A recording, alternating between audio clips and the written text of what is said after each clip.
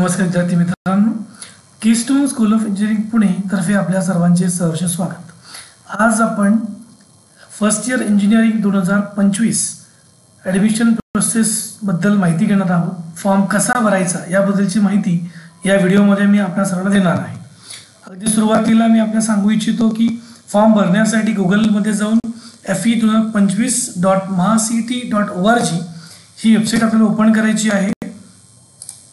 या वेबसाईटला आल्यानंतर अगदी सुरुवातीला ऑप्शन आहे आपल्याला साइन इन किंवा रजिस्टर।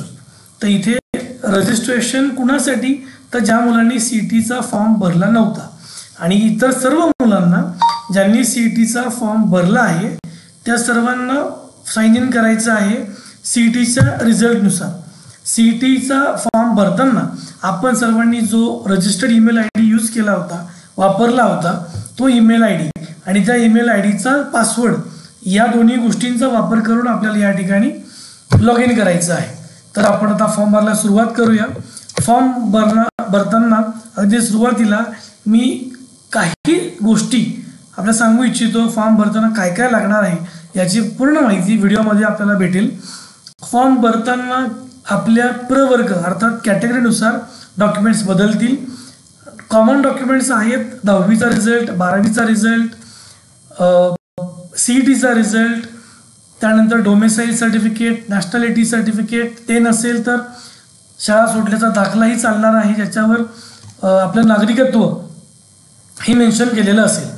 आणि जर आपण एखाद्या प्रवर्गामध्ये असाल, कॅटेगरीमध्ये असाल, तर कॅटेगरीचा बेनिफिट घेण्यासाठी जात प्रमाणपत्र अर्थात कास्ट सर्टिफिकेट, जात वैधता प्रमाणपत्र अर्थात कास्ट व्हॅलिडिटी, नॉन क्रिमिलेअर या 3 गोष्टींची आवश्यकता आहे। यासोबत आपल्याला TFWS मध्ये फॉर्म भरायचा असेल तर उत्पन्नाचा दाखलाही जोडणं आवश्यक आहे।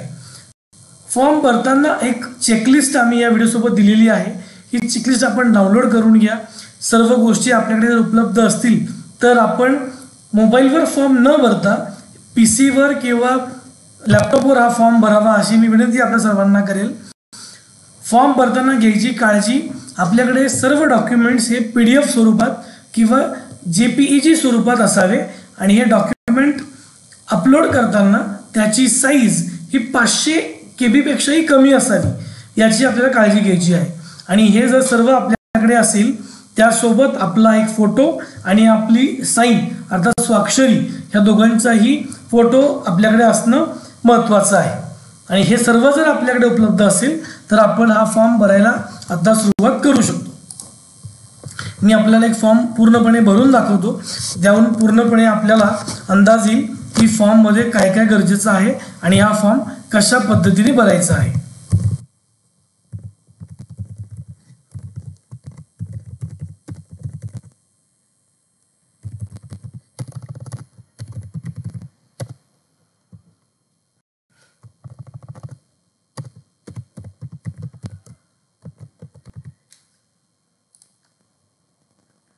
साइन इन केल्यानंतर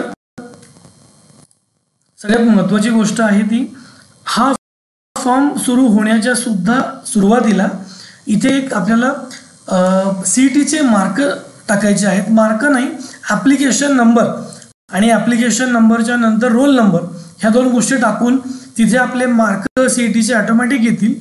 मोबाईल नंबरचं व्हेरिफिकेशन येईल, एक OTP येईल, तो व्हेरिफिकेशन झाल्यानंतर ही विंडो ओपन होईल आणि या विंडोमध्ये आहे सेंट्रलाइज ॲडमिशन प्रोसेस अर्थात कॅप रजिस्ट्रेशन। इथे आपण क्लिक करायचं आहे आणि याच्यामध्ये आहे UG बॅचलर ऑफ इंजिनिअरिंग। अगदी सुरुवातीला आपल्याला विचारण्यात येईल की आपण कुठल्या पद्धतीने स्क्रुटिनी करणार आहोत। स्क्रुटिनी म्हणजे आपण फॉर्म कसा चेक करणार आहोत, त्याचे 2 पर्याय आहेत।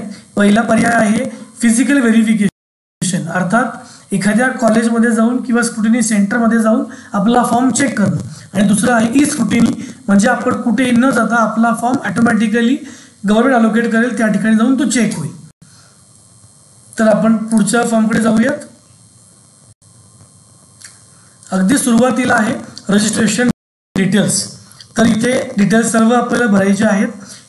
हे डिटेल्स सर्वच सीईटीचा फॉर्म भरताना जे होते ते या ठिकाणी परत दिसतील। फक्त आपल्याला टाकावं लागेल आपली डेट ऑफ बर्थ कन्फर्म करण्यासाठी पुन्हा एकदा. त्यानंतर हे पुन्हा डिटेल्स सगळे येतील जे ऑटोमॅटिकली आपण आधीच भरलेले होते. सेव्ह आणि प्रोसीड केल्यानंतर पुढचा फॉर्म ओपन होईल, ज्याच्यामध्ये आहे कॅन्डिडेचर टाईप, अर्थात 5 टाईपचं कॅन्डिडेचर या ठिकाणी CETने उपलब्ध करून दिलेलं आहे. Type A, type B, type C, type D आणि टाईप E.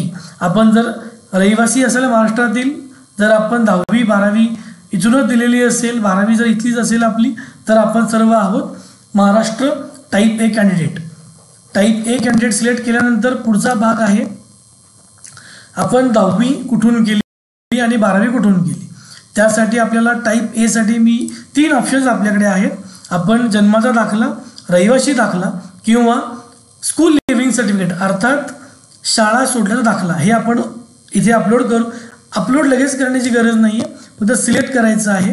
त्यानंतर आहे आपण 10वी कुठून उत्तीर्ण 10वी केलेली आहे, 10वी नंतर 12वी कुठून आपण उत्तीर्ण केली, त्या जिल्ह्याचं नाव, त्या तालुक्याचं नाव, यावरून आपल्याला कळेल आपला जिल्हा कुठला आहे.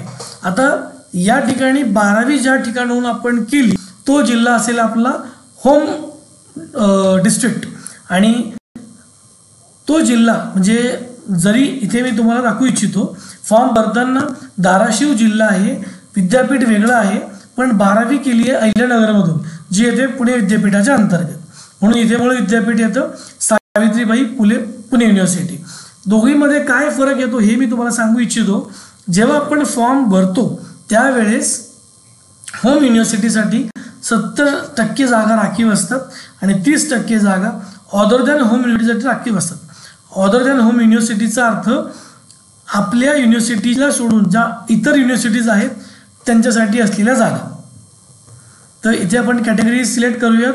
प्रवर्ग कॅटेगरीनंतर त्याची आपली जी जात असेल ती जात, आणि इथे 3 ऑप्शन आपल्याकडे आहेत. जात वैधता प्रमाणपत्र जर आपल्याकडे असेल तर अवेलेबल, नसेल पण जर अप्लाय केलं असेल ते अप्लाइड बट नॉट रिसीव्ह, आणि त्यासाठी इथे पूर्ण सर्व माहिती द्यावी लागेल आपल्याला. आणि जर नसेल तर नॉट अप्लाइड, आणि जर नसेल तर आपण या पूर्ण प्रोसेसमध्ये आपण ओपनसाठी गणलो जातो. म्हणून तुम्ही अप्लाय करून इथे फॉर्म भरा, आणि जर उपलब्ध असेलच तर काही प्रॉब्लेम आपल्याला येणारच नाही. त्यानंतर पुढचा पार्ट आहे क्वालिफिकेशन डिटेल्स. इथे आपल्याला आपले 10वीचे मार्क एंटर करायचे, गणित, विज्ञान, इंग्रजी आणि आपले एकूण गुण, आणि इथे 100 मार्क हे लिहायचं आहे. शेवटचा जो कॉलम आहे तो ऑटोमॅटिकली जनरेट होईल, तिथे आपण लिहिण्याची काही गरज नाही. जसं 10वीचं केलं तसंच 12वीचंही करायचं आहे आपल्याला. HSC कुठून केली, कोणतं बोर्ड होतं, आणि त्या बोर्डासोबत आपल्या आईचं नाव, आपलं पूर्ण नाव, आपला आसन क्रमांक, या गोष्टी आल्यानंतर ऑटोमॅटिकली गेट HSC डेटा केला की आपले पूर्ण रिझल्ट या ठिकाणी ओपन होतो. आपण टाईप करण्याची गरज नाही.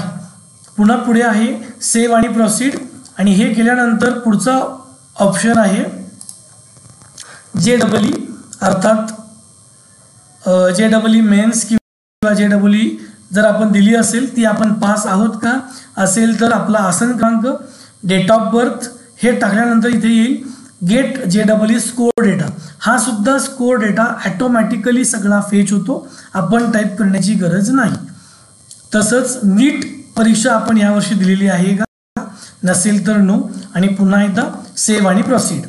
आणि हे केल्यानंतर पुढचा भाग आहे आपला फोटो आणि आपली स्वाक्षरी अर्थात सिग्नेचर हे अपलोड करायचं. फोटो आणि स्वाक्षरी अपलोड करण्यासाठी इथे फोटोग्राफ हा ऑप्शन आहे, इथे ओपन करून आपण फोटो निवडू शकता आणि इथे अपलोड करू शकता. इथे अपलोडचा ऑप्शन दिलेला आहे, तो दिल्यानंतर इथे आपल्याला फोटो आणि स्वाक्षरी पूर्णप्रमाणे बघायला मिळेल. फोटो स्वाक्षरीनंतर अगदी शेवटचा भाग आहे तो म्हणजे जे डॉक्युमेंट्स आपण निवडले आहेत ते आपल्याला या ठिकाणी अपलोड करायचे.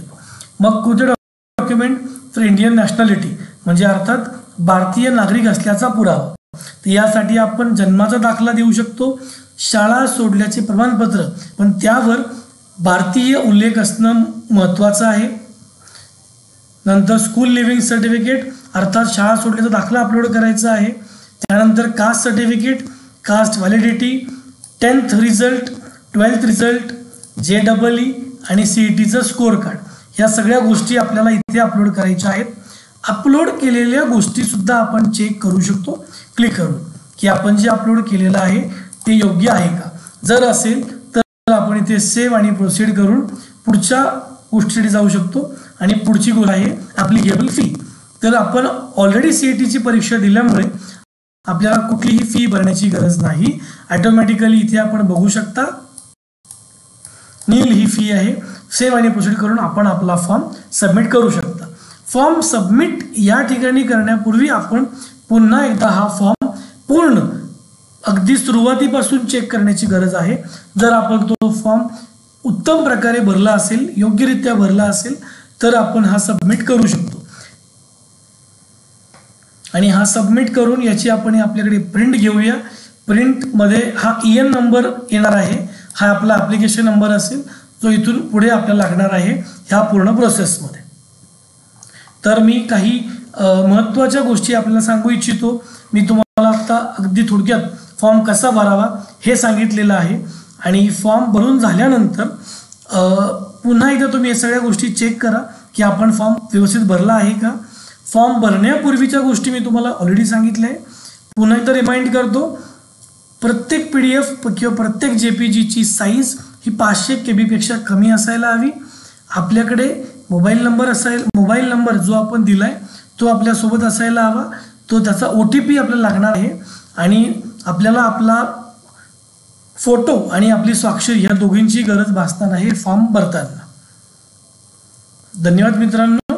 यासाठी यापेक्षा अजून काही वेगळं आपल्याला करण्याची गरज नाही.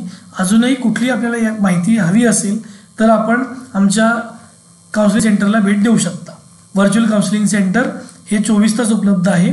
कीस्टोन स्कूल ऑफ इंजिनिअरिंग तर्फे आपल्या सर्वांचे मनपूर्वक धन्यवाद. Thank you so much. To all the young minds out there, your journey toward a successful engineering career begins with the right step. Let Keystone School of Engineering be that step.